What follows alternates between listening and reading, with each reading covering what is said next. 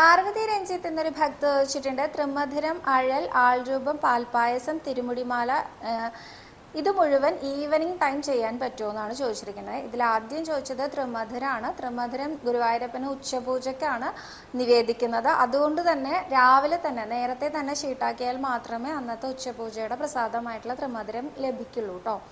അത് ഉച്ചയ്ക്ക് ശേഷം അല്ലെങ്കിൽ ഈവനിങ് ഒന്നും നമുക്ക് ഷീട്ടാക്കാൻ സാധ്യമല്ല.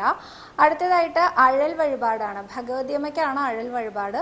ഇത് ഷീട്ടാക്കാൻ നമുക്ക് ഈവനിങ് ആണെങ്കിലും ഷീട്ടാക്കാം കേട്ടോ. എല്ലാ സമയത്തും ഷീട്ടാക്കാം. രാത്രി അത്താഴ പൂജയ്ക്കും തൃപ്പുകയ്ക്കും ശേഷം നട അടച്ചതിന് ശേഷമാണ് ഭഗവതിയുടെ നടയിൽ ഈ ഒരു അഴൽ വഴിപാട് നടത്തുന്നത്. അതുകൊണ്ട് തന്നെ അത് ഈവനിങ്ങിൽ ചെയ്യാം. അടുത്തതായിട്ട് ആൾരൂപം വഴിപാട് വെക്കലാണ്. നട തുറന്നിരിക്കുന്ന എല്ലാ സമയത്തും നമുക്ക് ആൾരൂപം വഴിപാട് ചെയ്യാവുന്നതാണ്. അതുകൊണ്ട് അതും ചെയ്യാം. അടുത്തത് പാൽപ്പായസമാണ്. പാൽപ്പായസം ഭഗവാന് 3 തവണയാണ് ഒരു ദിവസം നേദിക്കൽ. പന്തിരടി പൂജയ്ക്കും ഉച്ചപൂജയ്ക്കും അത്താഴ പൂജയ്ക്കുമാണ്. അതിൽ ഉച്ചപൂജയ്ക്കുള്ളതാണ് കൂടുതലായിട്ടും ഭക്തജനങ്ങൾ ഷീട്ടാക്കാറുള്ളത്. ആദ്യകാലങ്ങളിലൊക്കെ 10 മണിന്ന് ഒരു റെസ്ട്രിക്ഷൻ ഉണ്ടായിരുന്നു. ഇപ്പം അങ്ങനെയൊന്നുമില്ല കേട്ടോ. 12 മണി വരെയും നമുക്ക് പാൽപ്പായസത്തിന് ഷീട്ടാക്കാം. എന്നാൽ ഈവനിങ് ഷീട്ടാക്കാൻ സാധിക്കില്ല. ഈവനിങ് ഷീട്ടാക്കിയാൽ പിറ്റേ ദിവസം മാത്രമേ നമുക്ക് കിട്ടുള്ളൂ. അത്താഴ പൂജയ്ക്കുള്ള പാൽപ്പായസം വേണമെങ്കിൽ നമ്മൾ ഉച്ചയ്ക്ക് തന്നെ ഷീട്ടാക്കണം കേട്ടോ. അടുത്തത് തിരുമുടിമാലയാണ് ചോദിച്ചിരിക്കുന്നത്. തിരുമുടിമാല എപ്പോൾ വേണമെങ്കിലും ഷീട്ടാക്കാം കേട്ടോ.